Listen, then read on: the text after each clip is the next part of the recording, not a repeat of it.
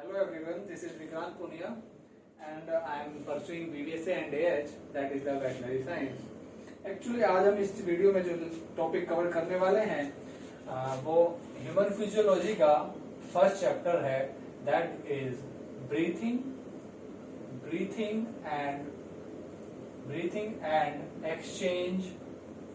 Exchange of gases. That means how we respire. Breathing क्या normally respiration और breathing same चीज है, ठीक है. तो इसमें क्या है कि हम रेस्पायर क्यों करते हैं. सबसे पहली बात, पहले आपसे मैं पूछूंगा कि व्हाट इज रेस्पायरेशन, तो आप सिंपली कहोगे the intake of O2 and release of CO2, that is simply called respiration, ठीक है, या ब्रीथिंग. बट एक्चुअली हमें O2 की जरूरत क्यों पड़ती है. मैं आपको बता दूं, जो आप फूड कंज्यूम करते हो वो एक ऑर्गेनिक कंपाउंड ही होता है, जो कि जब ब्रेक डाउन होता है ड्यूरिंग केमिकल रिएक्शंस, तो उन केमिकल रिएक्शन में जो कैटाबॉलिक रिएक्शंस होती हैं जो कि कॉम्प्लेक्स फूड पार्टिकल को सिंपल फूड पार्टिकल में ब्रेक करती है, तो उसमें ऑक्सीजन की रिक्वायरमेंट होती है और साथ साथ जो एनर्जी वहां से रिलीज होती है उसके साथ साथ CO2 का भी रिलीज वहां से होता है. तो इसलिए हम O2 भी लेते हैं और CO2 रिलीज करते हैं. नाउ अब हम डेफिनेशन की बात करते हैं कि व्हाट इज ब्रीथिंग या रेस्पायरेशन. दोनों सेम चीज है, या रेस्पायरेशन, राइट, रेस्पायरेशन, ठीक है. तो एक्चुअली में अगर आप मोर बायोलॉजिकल लैंग्वेज में उसको समझाने की कोशिश करूं तो the process of oxidation of organic compound in cell, right, and release of CO2 is called respiration और ब्रीथिंग, राइट. या आपको जो कॉमन लैंग्वेज जो आपको पता है वो ये है ही, the intake of O2 and release, I think release of CO2 in a cell is called respiration, respiration, right. I think यहां तक आपको क्लियर होगा. अब सिर्फ रेस्पायरेशन इतना ही नहीं होता, एक्चुअली वेरियस स्टेप्स होते हैं इन्वॉल्व रेस्पिरेशन में. तो मैं आपको अगर एक क्वेश्चन की फॉर्म में पूछूं कि स्टेप्स, आपको एक क्वेश्चन की फॉर्म में पूछता हूं, what are the steps involved in respiration. NEET में इसी तरह के क्वेश्चंस आते हैं और जब आपको आंसर करना होता है तो आप कई बार कंफ्यूज हो जाते हैं. लाइक देखोगे आप इस क्वेश्चन में, तो पहला ऑप्शन बनता है diffusion of O2 and CO2 across alveolar membrane, right. भाई जो डिफ्यूजन होता है O2 और CO2 का एल्वुलर मेम्ब्रेन के बीच में, लंग्स की जो एल्वोलाई होती हैं उनकी मेम्ब्रेन के बीच में जो डिफ्यूजन O2 CO2 का होता है, क्या वो रेस्पायरेशन होता है, ठीक है. दूसरा ऑप्शन आपके सामने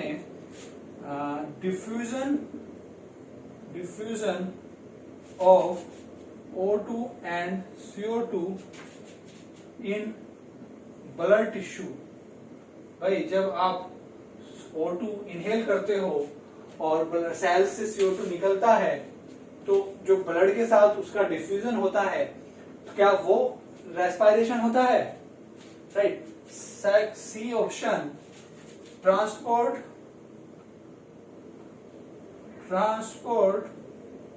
of gases by blood.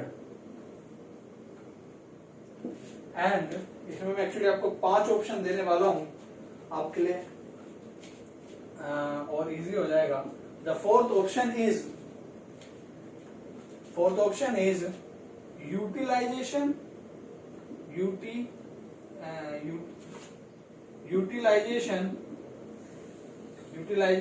of O2 in cells and release of CO2 by the cell. Right, क्या ये ऑप्शन सही है? और द फिफ्थ ऑप्शन, वैसे तो 4 ऑप्शन आते हैं लेकिन मैं आपके लिए फिफ्थ ऑप्शन यहाँ पर दे रहा हूं, ऑल ऑफ द अबव.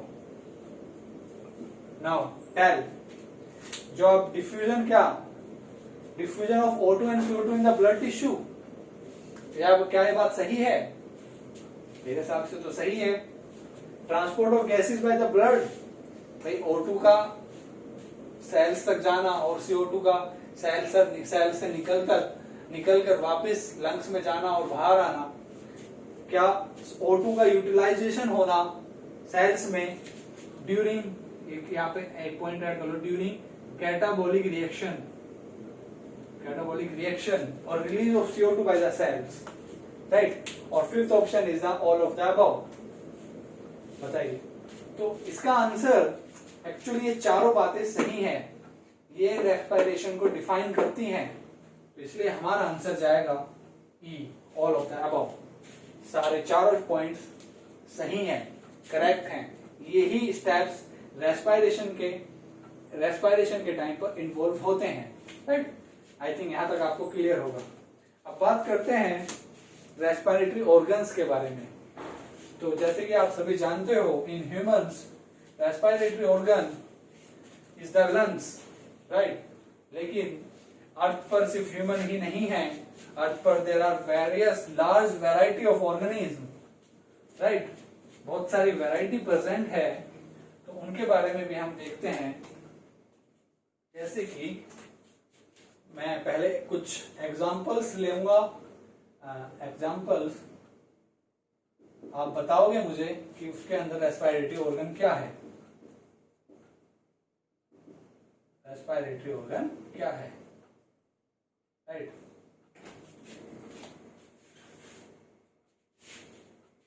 तो सबसे पहले बात कर लेते हैं ह्यूमंस की.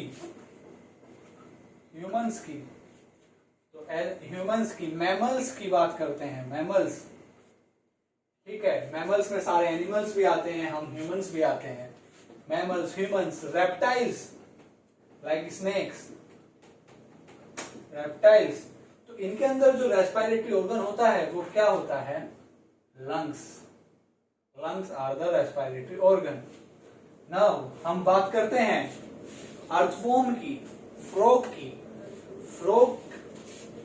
फ्रॉग में बताइए मुझे, अर्थवॉर्म में बताइए मुझे, what is the respiratory organ.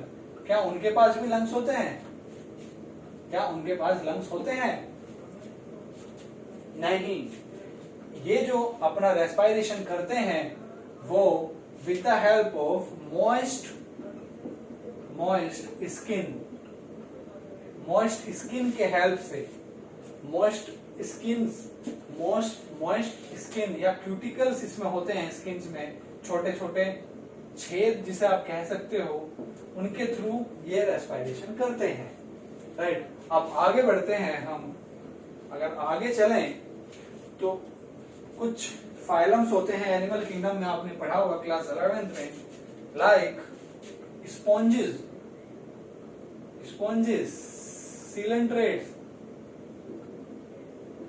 Coelenterates, right. तो इनके अंदर क्या होता है रेस्पिरेटरी ऑर्गन्स? एक्चुअली ये फाइलम होती हैं एनिमल किंगडम के अंदर, आपने पढ़ी होंगी, ठीक है. तो इनके अंदर क्या होते हैं रेस्पिरेटरी ऑर्गन्स? तो एक्चुअली ये जो फाइलम के अंदर जो ऑर्गेनिज्म हैं, ये journal body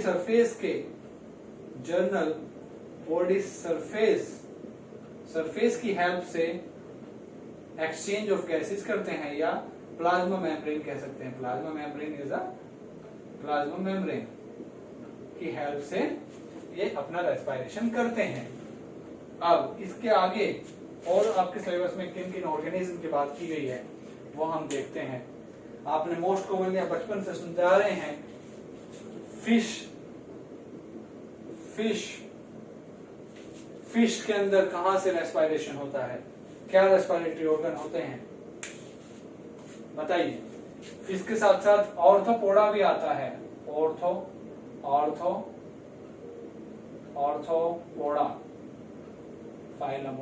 phylum, right. Molluscs भी आते हैं, मोलस्का। तो इनके अंदर जो रेस्पिरेटरी ऑर्गन्स होते हैं वो एक्चुअली होते हैं गिल्स।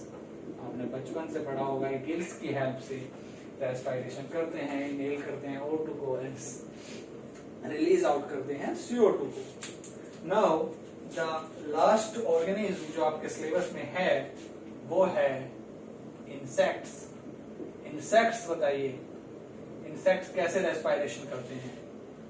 तो अगर इंसेक्ट्स की बात करें तो आप मुझे बताइए कि वो कैसे रेस्पायर करते हैं, बताइए। एक्चुअली इंसेक्ट्स में एक डिफरेंट, एक स्पेशल टाइप, मतलब आप यकीन नहीं करोगे कि इस तरह का भी भगवान ने हमारे अंदर एबिलिटी दी हुई है। एक्चुअली इसके अंदर एक ट्रैकियल सिस्टम होता है। एक ट्रैकियल सिस्टम के हेल्प से रेस्पिरेशन करते हैं। इसके हेल्प से करते हैं ट्रैकियल सिस्टम, ट्रैकियल ट्यूब कह सकते हो, ट्रैकियल ट्यूब। इसमें क्या होता है कि एवरी